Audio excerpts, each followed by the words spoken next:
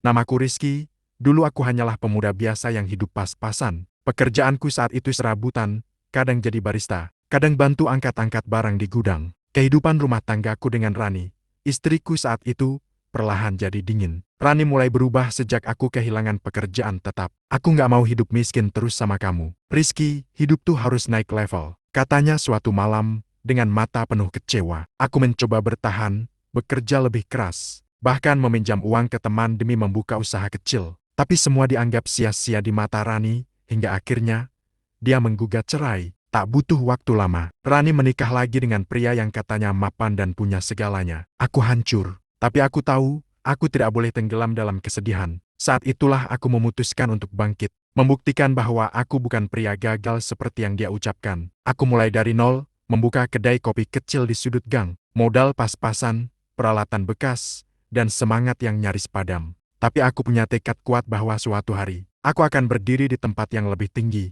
Tahun demi tahun aku lewati. Aku belajar tentang kopi, pelayanan, branding, dan manajemen. Dari satu kedai kecil, aku kembangkan menjadi cafe modern yang kini ramai pengunjung. Lokasinya strategis, desainnya kekinian, dan kopi buatanku dikenal otentik. Tapi meski sudah sukses, aku tetap rendah hati. Aku masih turun langsung melayani, menyamar sebagai staf biasa. Aku tidak pernah menyangka, hari di mana masa lalu datang kembali, akan menjadi awal pembalasan terindah. Usaha kecil yang dulu kumulai dari bekas garasi kini telah berubah menjadi sebuah kafe 2 lantai berdesain minimalis industrial, dengan sentuhan kayu hangat dan lampu temaram yang nyaman. Aku menamainya Kopi Tengah Hati, karena tempat ini lahir dari luka dan harapan. Setiap hari, kafe ini dipadati pelanggan dari mahasiswa, pekerja kantoran, hingga para influencer lokal yang sering menjadikan tempat ini lokasi konten. Bahkan sudah beberapa kali masuk media kuliner dan direkomendasikan di platform review makanan. Meski telah memiliki belasan karyawan dan seorang manajer,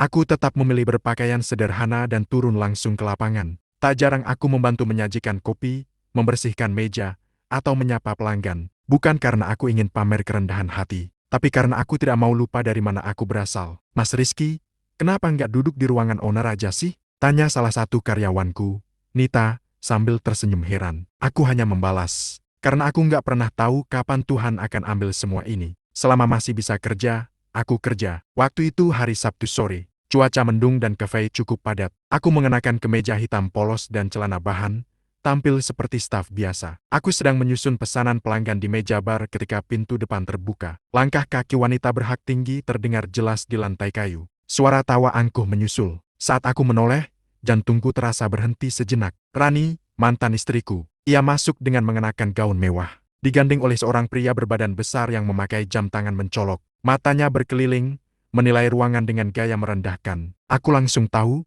mereka tidak mengenaliku. Dan hari itu akan menjadi awal dari momen yang takkan mereka lupakan. Hari itu, suasana di kafe sedang padat-padatnya. Musik akustik lembut mengalun dari speaker. Pelanggan sibuk berbincang dan menikmati kopi. Di balik meja bar, aku masih mempersiapkan beberapa pesanan saat suara pintu terbuka kembali. Langkah sepatu hak tinggi bergema, disusul suara tawa genit dan obrolan penuh keangkuhan. Aku menoleh, dan di sanalah dia, Rani, mantan istriku, berjalan masuk seolah pemilik tempat, menggandeng pria berperawakan, besar dengan jam tangan mahal dan kemeja branded yang dilepas 2 kancing atasnya. Wajahku tetap datar, tapi di dalam, ada riak emosi yang belum sempat mengering. Sudah lama aku tak melihat wajah itu, wajah yang pernah aku cintai, dan kini datang dengan senyum sombong yang membuatku ingin tertawa, atau mungkin menangis. Mereka memilih duduk di salah satu meja VIP dekat jendela. Seorang pelayan menghampiri mereka, tapi pria itu yang ternyata suami barunya melambaikan tangan. "Ha, kamu," katanya menunjukku, tanpa tahu siapa aku sebenarnya. "Ambilin menu sini, lama banget pelayan di sini." Aku menghampiri tanpa berkata apa-apa. Rani melirikku dari ujung kepala hingga kaki,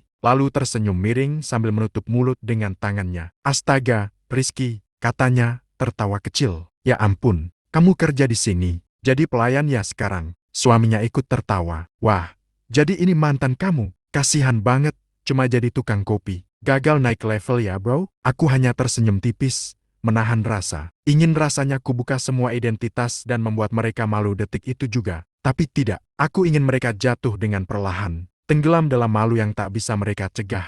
"Baik, silakan pesanannya," jawabku singkat, sambil mencatat dengan tenang. Dalam hati, aku tahu, mereka baru saja menggali lubang mereka sendiri. Di atas lantai cafeku sendiri, aku berdiri di samping meja mereka, mencatat pesanan. Tapi bukan kopi atau makanan yang mereka sajikan, melainkan penghinaan demi penghinaan yang terus dilontarkan tanpa malu. Di tengah keramaian pelanggan lainnya. Jadi ini hidup kamu sekarang, Rizky, kata Rani dengan nada merendahkan. Pantes dulu kamu nggak pernah bisa beliin aku apa-apa. Sekarang aja cuma jadi pelayan kopi. Benar-benar nggak naik level. Suaminya menyeringai, menyisipkan komentar dengan nada sinis. Masih untung dia kerja. Kalau kayak gini sih, kerja serabutan pun nggak laku. Mending kamu kerja jadi tukang parkir aja, bro. Seragamnya lebih cocok tuh.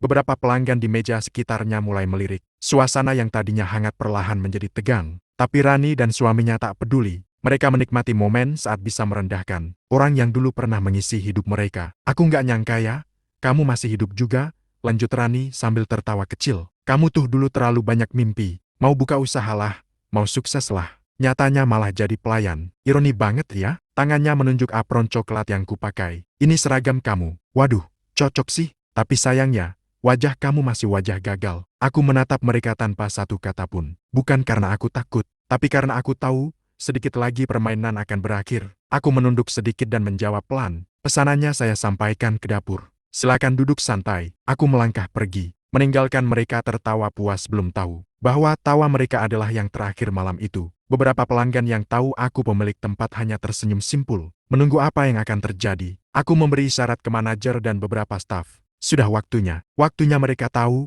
siapa yang sebenarnya mereka hina. Aku berjalan ke belakang bar, menenangkan diri sejenak sambil menatap refleksiku di pintu kaca lemari es. Bajuku memang sederhana, seragam staf biasa, tapi harga diriku tidak pernah murah. Aku bisa saja langsung menyuruh mereka keluar sejak tadi, menunjukkan siapa diriku yang sebenarnya. Tapi bukan itu caraku. Aku ingin mereka tahu sendiri, pelan-pelan, siapa pria yang mereka hina dengan penuh sombong tadi. Manajerku, Dimas, menghampiri. Mas Rizky, perlu saya panggil keamanan, bisiknya dengan wajah menahan emosi. Ia dan staf lain menyaksikan semuanya dari kejauhan. Aku menggeleng. Belum saatnya, biar mereka duduk dulu di tahta sombongnya. Nanti kita tarik karpetnya pelan-pelan. Aku perhatikan dari jauh. Rani dan suaminya masih tertawa sambil menunjuk-nunjuk interior cafeku. Mengomentari desainnya seolah mereka pemilik. Desainnya bagus, tapi pelayannya miskin. Gitu ya jadinya kalau gak sekolah tinggi. Kata pria itu keras-keras, seolah ingin semua orang dengar. Pelanggan lain makin gelisah. Beberapa tampak kesal, beberapa mulai merekam diam-diam. Tapi aku tetap tenang, biar semuanya jadi saksi nanti. Aku menyuruh Dimas menyiapkan hidangan spesial pemilik, lengkap dengan papan kecil bertuliskan dari pemilik cafe untuk tamu istimewa. Lalu aku menyuruh Nita, staf barista, untuk mengantarnya ke meja mereka. Saat Rani dan suaminya melihat papan itu, mereka kebingungan. Siapa pemilik cafe ini? Tanya si pria sambil membaca tulisan itu keras-keras. Nita hanya tersenyum. Nanti akan dikenalkan langsung. Aku pun berdiri, napasku ditarik dalam. Detik itu, semua luka masa lalu, semua penghinaan, semua air mata, akhirnya akan terbalas tanpa satu pun kuturunkan harga diriku. Waktunya mengungkap kebenaran. Langkahku perlahan menuju meja mereka. Suasana kafe terasa senyap. Beberapa pelanggan yang dari tadi memperhatikan kini benar-benar memusatkan perhatian padaku. Rani dan suaminya masih asyik tertawa sampai aku berdiri tepat di samping mereka. Aku menghela napas pendek, lalu berkata pelan namun tegas, "Selamat sore, perkenalkan, saya Rizky, pemilik tempat ini." Mereka spontan berhenti tertawa. Rani mengerutkan dahi, menatapku dengan bingung. "Apa, kamu bilang barusan?" Aku mengangguk mantap. "Benar, cafe ini milikku. Aku pemilik dan pendiri Kopi Tengah Hati. Semua yang kalian lihat di sini desain, konsep, menu, staf aku yang bangun dari nol." Suaminya menatapku tak percaya, lalu melirik sekeliling, seolah mencari pembenaran. "Ah, kamu bohong. Mana mungkin, tadi kamu yang nyatet pesanan. Kamu pelayan." Aku tersenyum kecil, lalu memberi isyarat ke manajer. Dimas langsung menghampiri sambil menyerahkan dokumen perusahaan dan menunjuk plakat nama di dinding. Tempat namaku tertera jelas sebagai pemilik utama. Ini semua bukti legal. Dan kalau kamu pikir aku berpakaian seperti pelayan, memang benar. Karena aku tidak malu bekerja keras di tempatku sendiri. Rani mulai gelisah. Wajahnya pucat, mulutnya terbuka, tapi tak ada suara keluar. Suaminya masih mencoba menahan harga diri. "Ya udah, terus kenapa? Emangnya kamu hebat? Hanya karena punya cafe kecil begini." Aku menatapnya tajam. Bukan soal cafenya, tapi soal kalian yang datang, menghina, menertawakan, tanpa tahu siapa yang kalian rendahkan. Semua mata di cafe kini tertuju pada mereka. Beberapa pelanggan mulai merekam. Rani menunduk, jelas malu, sementara suaminya tampak mulai kehilangan arah. Aku menarik napas, lalu berkata dengan nada datar tapi tegas. Dan sebagai pemilik tempat ini, aku punya hak penuh. Kalian berdua, silakan pergi dari sini, sekarang. Keheningan menggantung, tapi aku tak goyah. Ini saatnya mereka merasakan jatuhnya harga diri di hadapan publik. Sama seperti dulu aku dijatuhkan di hadapan keluarganya. Rani menatapku dengan mata melebar, seperti baru tersadar dari mimpi buruk. Tangannya gemetar di atas meja, dan wajahnya yang tadinya penuh senyum kini memucat, nyaris tanpa warna. Apa kamu serius, Rizky?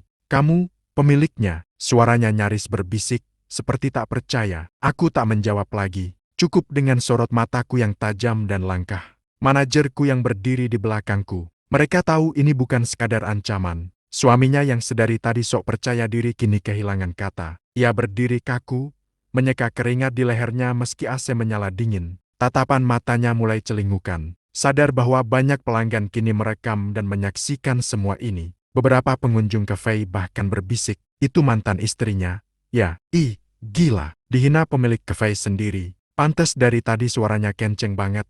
Ternyata malah bikin malu diri sendiri. Rani bangkit dari kursi, mencoba mengangkat dagunya tinggi. Tapi suaranya bergetar. Maaf, kami nggak tahu kalau ini tempat kamu. Tadi cuma bercanda kok. Aku menatapnya tajam. Bercanda itu kalau membuat orang tertawa. Bukan merendahkan dan mempermalukan di depan umum. Kamu pernah buang aku karena menganggap aku nggak punya masa depan. Sekarang kamu datang ke tempat yang kubangun sendiri. Dan tetap memperlakukan aku seperti sampah. Suaminya menyela, berusaha menguasai keadaan. Udah, sayang, gak usah banyak ngomong. Kita pergi aja. Rani melirik sekeliling, semua mata menyorot mereka. Kamera ponsel menyala. Rasa malu yang menumpuk seperti tamparan tak terlihat di wajahnya. Saat mereka mulai melangkah pergi, aku berkata pelan namun menusuk. Dan untuk terakhir kalinya, jangan pernah datang ke tempat ini lagi. Kami tidak melayani orang-orang yang suka merendahkan orang lain. Langkah mereka semakin cepat. Rani bahkan sempat menabrak kursi pelanggan lain saat keluar terburu-buru.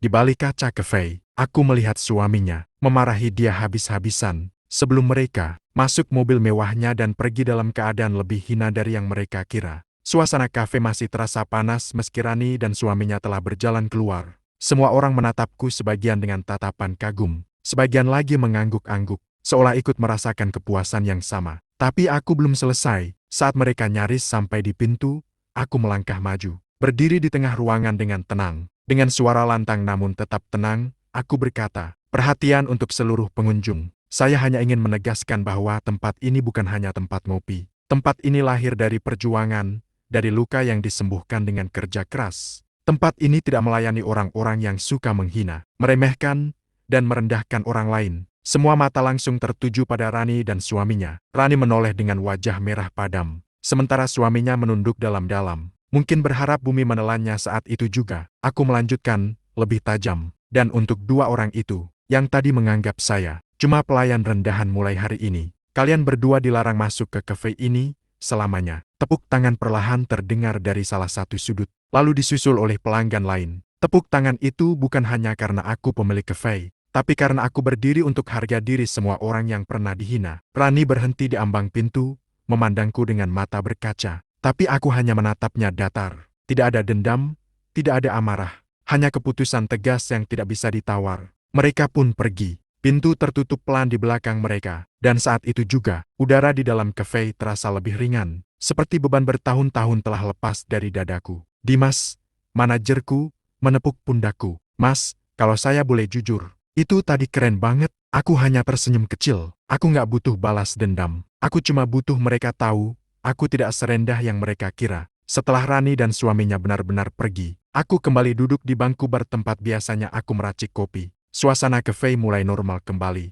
Tapi ada sesuatu yang berbeda, sebuah ketenangan yang belum pernah kurasakan sebelumnya. Beberapa pelanggan menghampiri, menyalamiku, ada yang memberi jempol, bahkan beberapa remaja minta selfie. Tapi aku tidak membanggakan momen tadi sebagai kemenangan. Bagiku, itu adalah penegasan jati diri, bahwa aku tidak lagi menjadi orang yang bisa diremehkan. Dulu, aku pernah berada di titik terendah, diceraikan, diremehkan, ditinggal karena dianggap tidak punya masa depan. Tapi hari ini, tanpa perlu teriak, tanpa perlu membalas dengan hinaan, aku sudah membuktikan segalanya. Aku berhasil bukan karena ingin membalas mereka. Aku berhasil karena aku tidak menyerah ketika dunia membelakangiku. Malam itu, Aku duduk di meja paling pojok sambil menatap keluar jendela. Hujan gerimis turun perlahan. Aku menyeruput kopi buatanku sendiri pahit, tapi hangat. Seperti hidup, Nita menghampiriku. Mas Rizky nggak marah tadi dihina begitu. Aku tersenyum, marah pernah. Tapi sekarang sudah selesai. Dendam cuma bikin hati berat, tapi sukses bikin semuanya ringan. Aku menatap interior cafe yang dulu hanya ada di mimpiku. Lampu gantung kuning temaram, aroma espresso yang menggoda, dan pelanggan yang datang silih berganti. Malam itu, aku tidak merasa menang atas Rani. Aku merasa menang atas diriku sendiri. Karena seburuk apapun masa laluku, aku tetap bisa memilih untuk berdiri dan menjadi lebih dari yang mereka kira.